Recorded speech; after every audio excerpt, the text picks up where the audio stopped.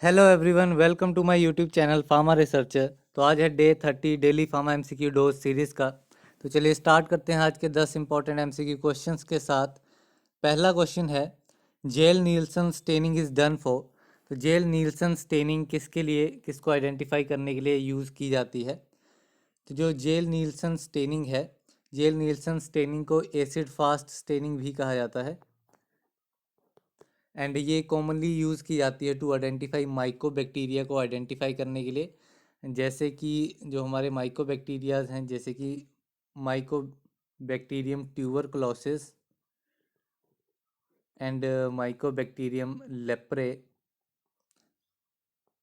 तो इस टाइप के जो भी माइकोबैक्टीरियाज हैं उनको आइडेंटिफाई करने के लिए एसिड फास्ट स्टेनिंग या फिर जेल नील्सन स्टेनिंग जो है वो की जाती है।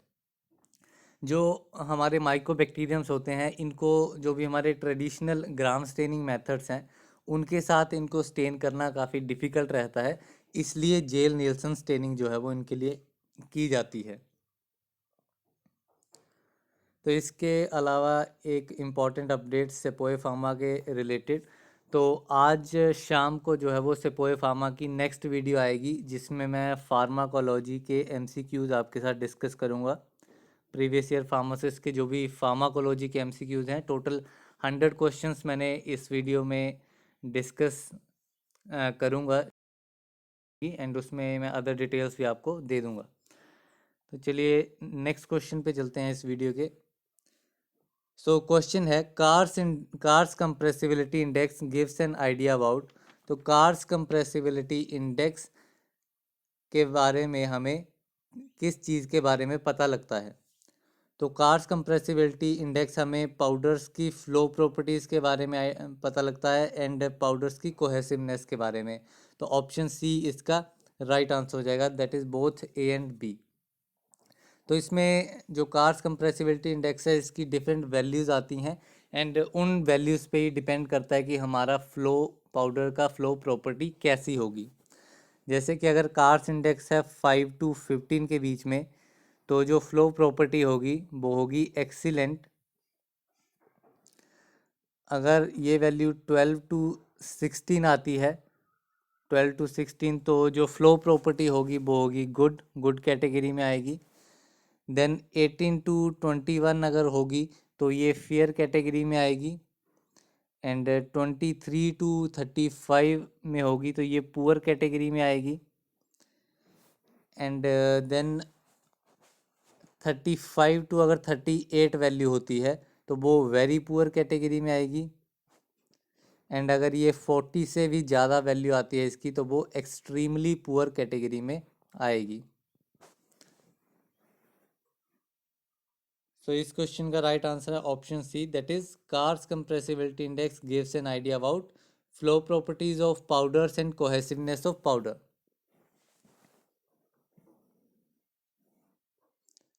नेक्स्ट क्वेश्चन है, phase inversion temperature is called. तो फेज इन्वर्जन टेम्परेचर को HLB टेम्परेचर भी कहा जाता है। तो जो फेज इन्वर्जन टेम्परेचर है, ये वो टेम्परेचर होता है जहाँ पे जो हमारा हाइड्रोफिलिक लिपोफिलिक प्रॉपर्टीज़ होती हैं सरफेक्टेंट की, वो एक बैलेंस में रहती हैं।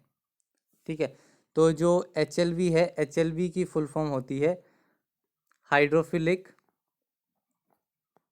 Lipophilic balance, hydrophilic lipophilic balance and इसमें जो है वो वैल्यूज़ HLB स्केल होता है, हाइड्रोफिलिक लिपोफिलिक बैलेंस स्केल, जो कि ग्रिफिन ने दिया था। ये भी इम्पोर्टेंट रहता है, इसका नाम आ जाता है एग्ज़ाम में।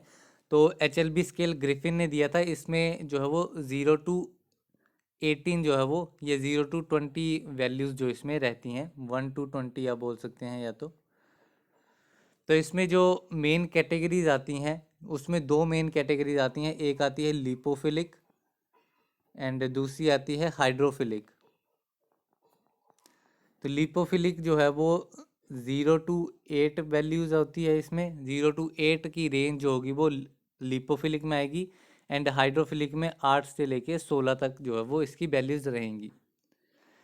एंड इसमें भी डिफरेंट सब कैटेगरीज आती हैं, जैसे कि अगर 1 to 3 वैल्यूज़ आती है HLB स्केल पे, तो वो आते हैं हमारे anti forming agents anti forming agents 1 to 3 में आते हैं। अगर 3 to 8 के बारे में बात करूं तो 3 to 8 आता है water in oil emulsifier. 7 to 9 आता है हमारा बेटिंग एजेंट या फिर स्प्रेडिंग एजेंट, एंड ये काफ़ी इंपॉर्टेंट है, काफ़ी बार एग्जाम में पूछा जाता है 7 to 9 रेंज के बारे में। देन अगर हमारा HLB स्केल पे वैल्यू 8 है तो वो आएगा हमारा फॉर्मिंग एजेंट कैटेगरी में, फॉर्मिंग एजेंट। देन अगर 8 से 16 है, 8 से 16 वैल्यू जो है वो ऑयल इन वाटर इमल्सिफायर। 13 से 16 जो है वो डिटर्जेंट, एंड 16 से 18 अगर वैल्यू आती है तो 16 से 18 आती है सोल्यूबलाइजिंग एजेंट की। तो ये कुछ वैल्यूज़ हैं, ये भी काफ़ी इंपॉर्टेंट रहती हैं। तो इस क्वेश्चन में फेज इन्वर्जन टेम्परेचर का अनदर नाम पूछा गया था, तो वो था HLB temperature. Option D is the correct answer. Then next question है site selection of drug storage. तो ड्रग स्टोर की साइट सिलेक्शन के बारे में हमें बताना है कि site selection of drug store में किस टाइप का डिसीजन होता है। तो site selection of a drug store एक बहुत ही इम्पॉर्टेंट डिसीजन होता है, क्योंकि जो साइट है ड्रग स्टोर की वो मेनली इन्फ्लुएंस करती है बिजनेस के सक्सेस को। अगर वो एक अच्छी एरिया पे बना हुआ है हमारा ड्रग स्टोर, तो वहाँ पे जो कस्टमर्स हैं वो भी ज़्यादा आएंगे, तो बिज़नेस भी जो है वो ग्रेटली इम्पेक्ट करेगा, वो सक्सेसफुल बिजनेस रहेगा। अगर कोई ऐसी जगह है जहाँ पे जो पॉपुलेशन जो है वो बहुत कम है, तो वहाँ पे जो कस्टमर्स हैं वो भी कम आएंगे, तो बिजनेस भी उस हिसाब से ही चलेगा।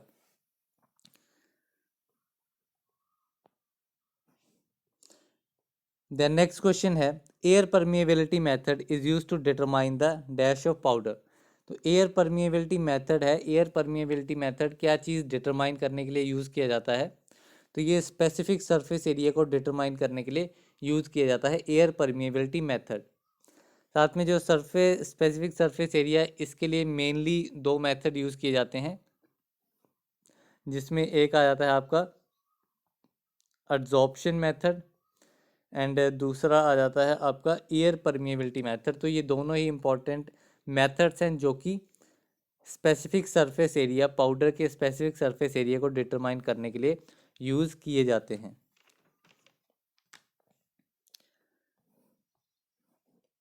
द नेक्स्ट क्वेश्चन है kinematic viscosity is the absolute viscosity divided by the dash of a dash at specific temperature. तो काइनेमेटिक विस्कोसिटी क्या होती है। तो काइनेमेटिक विस्कोसिटी सिंपली विस्कोसिटी ही होती है, ठीक है, इट इज़ सिंपली विस्कोसिटी। तो विस्कोसिटी को इंडियन फार्माकोपिया में यानी कि ऑफिशियली एक्सप्रेस किया जाता है as a kinematic viscosity, and इसका जो फॉर्मूला है kinematic viscosity is equal to eta upon rho. Eta जो है वो है absolute viscosity, it is the absolute viscosity, and divided by rho है हमारा डेंसिटी ऑफ लिक्विड। तो यहाँ पे ऑप्शन बी राइट आ जाएगा, डेंसिटी ऑफ लिक्विड। एंड इसी में इम्पॉर्टेंट आता है यूनिट के ऊपर क्वेश्चन कि काइनेमेटिक विस्कोसिटी की यूनिट क्या है, यूनिट्स। तो यूनिट में इसकी आ जाती है स्टॉक, स्टॉक्स में भी इसको मेज़र करते हैं, या फिर centistoke, senti stock.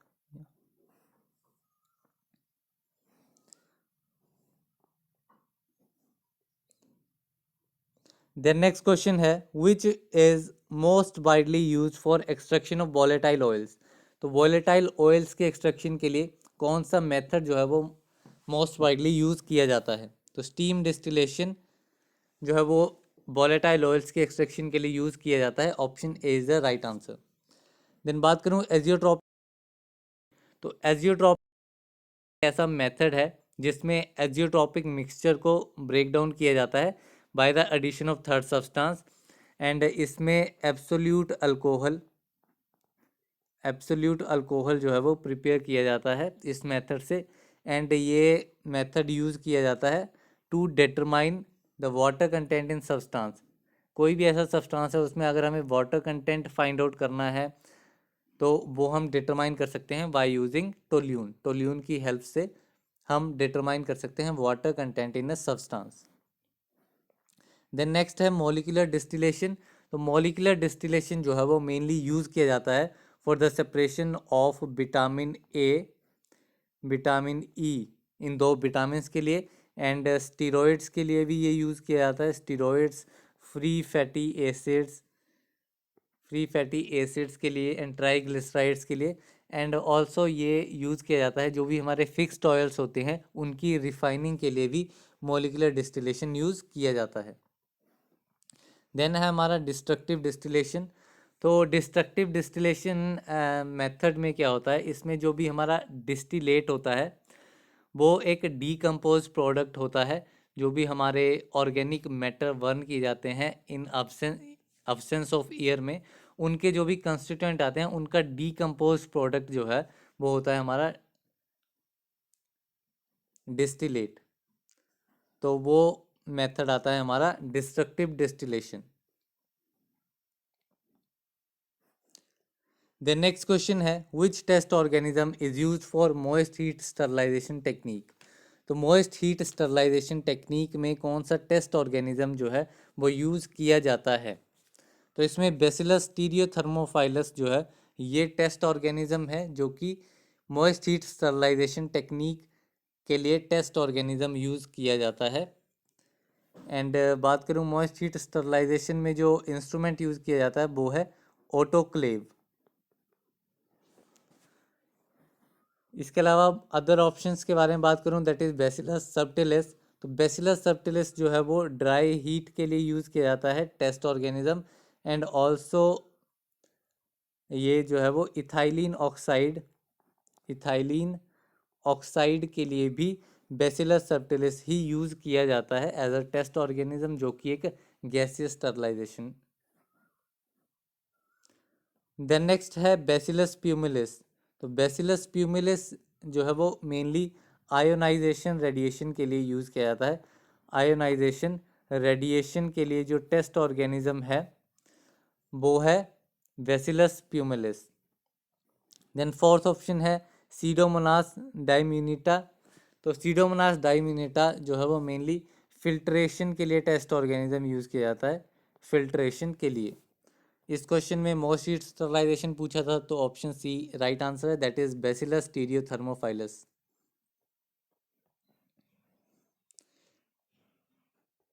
Next question है standard for disinfectant fluids comes under. तो डिसइंफेक्टेंट फ्लूइड्स के जो स्टैंडर्ड्स हैं वो शेड्यूल ओ में दिए गए हैं, तो ऑप्शन ए इस क्वेश्चन का राइट आंसर है। देन बात करूं शेड्यूल ओ आर के बारे में। तो शेड्यूल आर में कॉन्डम्स एंड जो अदर मैकेनिकल कॉन्ट्रासेप्टिव्स होते हैं उनके स्टैंडर्ड्स जो हैं वो शेड्यूल आर में दिए गए हैं। देन है शेड्यूल एस। तो शेड्यूल एस में जो भी हमारे कॉस्मेटिक प्रोडक्ट्स आते हैं उनके स्टैंडर्ड्स शेड्यूल एस में दिए गए हैं। देन है शेड्यूल ई। तो शेड्यूल ई में हमें उन पॉइजन्स की लिस्ट दी गई है जिनके ऊपर प्रॉपर लेबलिंग जो है वो रिक्वायर्ड रहती है। देन लास्ट क्वेश्चन है आज की वीडियो का, SGPT analysis is important marker of one of the following test. तो SGPT एनालिसिस यानी कि SGPT की फुल फॉर्म होती है, SGPT is serum glutamic pyruvic transaminase, serum glutamic pyruvic transaminase, जिसको SGPT को अनदर नाम से ALT भी कहा जाता है, that is alanine amino transferase. तो ये एक एंजाइम है जो कि मेनली लीवर में पाया जाता है। एंड जब भी लीवर डैमेज होता है तो ये जो एंजाइम है ये ब्लड स्ट्रीम में रिलीज़ किया जाता है।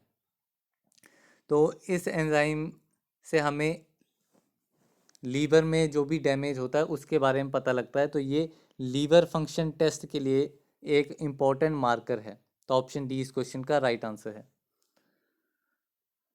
तो यहाँ पे आज के 10 इम्पॉर्टेंट MCQ क्वेश्चंस ख़त्म होते हैं। एंड शाम को जो है वो फार्माकोलॉजी के रिलेटेड सेपोए फार्मा की इम्पॉर्टेंट वीडियो आने वाली है। सो तब तक के लिए थैंक यू वेरी मच।